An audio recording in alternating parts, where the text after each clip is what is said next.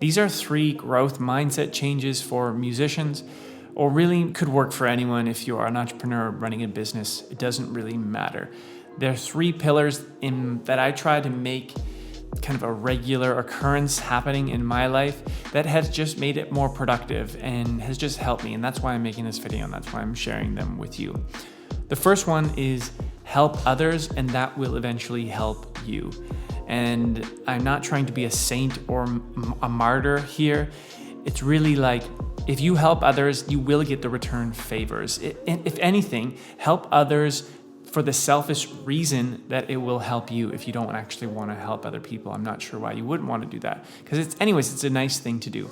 For example, if you have another musician friend, producer, or anyone, they're releasing some music, help them promote their music, share their Facebook post, send it out to a couple of your good friends in a private message. Let them know you did that. Say, I shared your post and my friends really like your music. I guarantee when you release your music the next time around, they'll help you, and your music will now be in their network, and maybe they even have a bigger network. It doesn't really matter, but it will help you grow your audience, but also will help you just build a more solid network.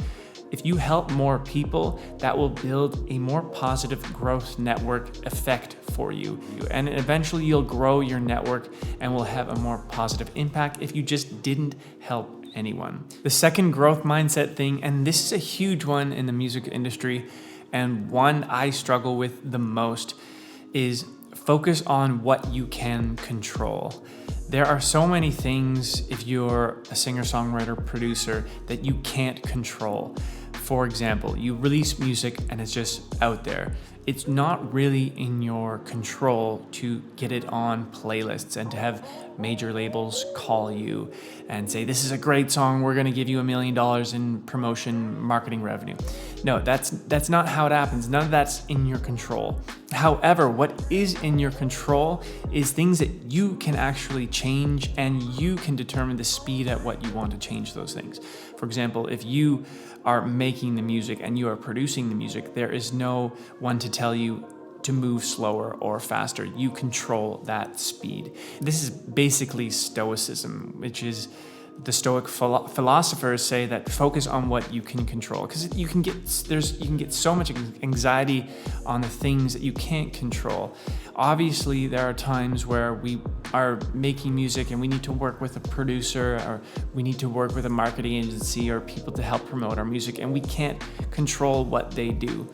And that makes it difficult sometimes because it might slow your timelines down and provide some anxiety. One thing you can start doing is just look at your to-do list, and at the end of everything on your to-do list, look and ask yourself, is this something that I can do, and this is something that is completely in my control, versus the things that might not be in my control at all. And you'll find that the things that are all in your control, well, it's up to you at this point to get it done. And there's no other excuses that you can rely on or give, because you are totally in control with that. The third growth mindset change is to fail more. You may have heard this before. It's been like a popular buzzword in the tech world, definitely in the 2010s. Fail more and you make more mistakes. You will learn from those mistakes and you will get better, versus never making a mistake, working until something's perfect and never getting it out, and you never learn from it because there was no feedback to learn from it. So a great example of this is you're writing a lot of songs and you're waiting for this perfect song to write, but you're still writing a lot of songs anyways, but you never release them or get feedback on them because you're worried about what people think. You're worried that they're bad. If you're living by this growth mindset to fail more, and you would release these songs, get people's reaction that they do suck, or maybe that they are good, whatever it is, you get that feedback loop. You understand the feedback loop, you optimize it, you take it in, you can do whatever you want with the feedback, but you learn something. Either you learn that you were right, it's the song is bad, or you learn that you were wrong, the song is good, or you learn something else. You take that in and then you make the next thing better because you got that feedback.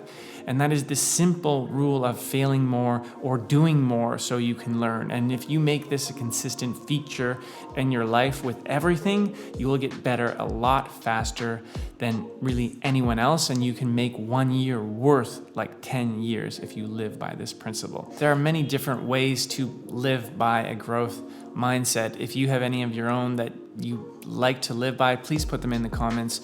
I'm curious about what they are, what they might be, and I'm sure they'll help other people watching the video and reading the comments as well. So please pop in a comment there. Feel free to subscribe as well, and I hope to see you in the next video.